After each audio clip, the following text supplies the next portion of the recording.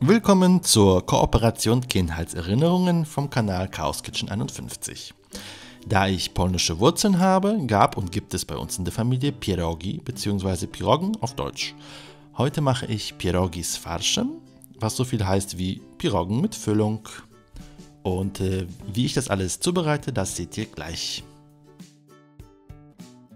Hauptbestandteil heute sind Kartoffeln. Die werden geschält und gekocht. Am besten eignen sich festkochende Erdäpfel.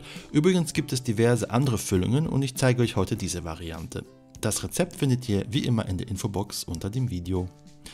Der Piroggenteig ist ganz simpel herzustellen. Dazu gebe ich Mehl in die Rührschüssel, anschließend eine Prise Salz und ein ganzes Ei.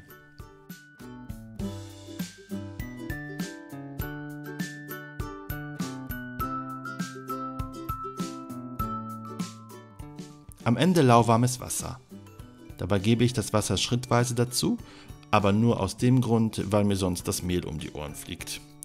Wer will, kann die Zutaten natürlich von vornherein auf dem Arbeitsblatt zum Teig verarbeiten.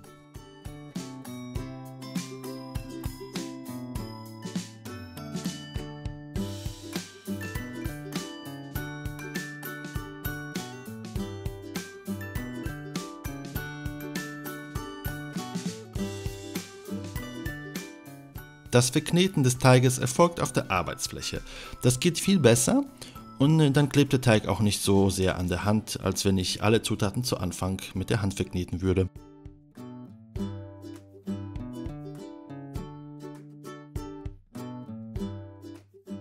Sobald sich eine schöne Teigkugel formt und sie dabei elastisch ist, ist der Piroggenteig fertig. Manche geben noch einen Esslöffel saure Sahne dazu, ich mache das nicht. Den Teig lasse ich abgedeckt ruhen bis zur weiteren Verarbeitung. Nun widme ich mich der Füllung, auf Polnisch auch Farsz genannt. Hier habe ich eine große Zwiebel, klein gehackt, und eine gepresste Knoblauchzehe. Das alles brate ich langsam auf kleiner Flamme bräunlich an.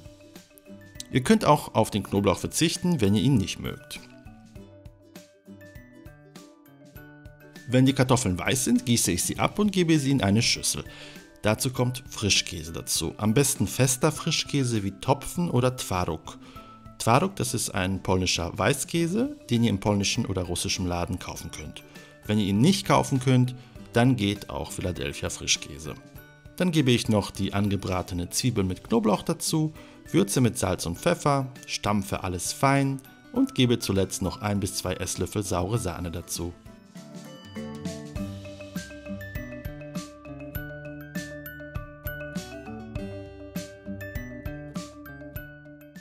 Somit ist die Füllung fertig.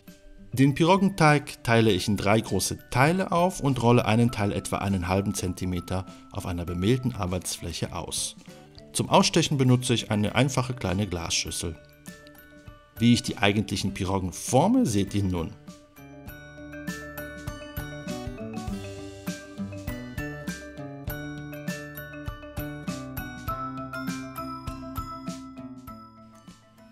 Drückt dabei die Ränder gut zusammen, damit sie beim Kochen nicht aufgehen. Bestäubt auf jeden Fall die Piroggen mit Mehl, damit sie euch nicht an der Arbeitsfläche festkleben.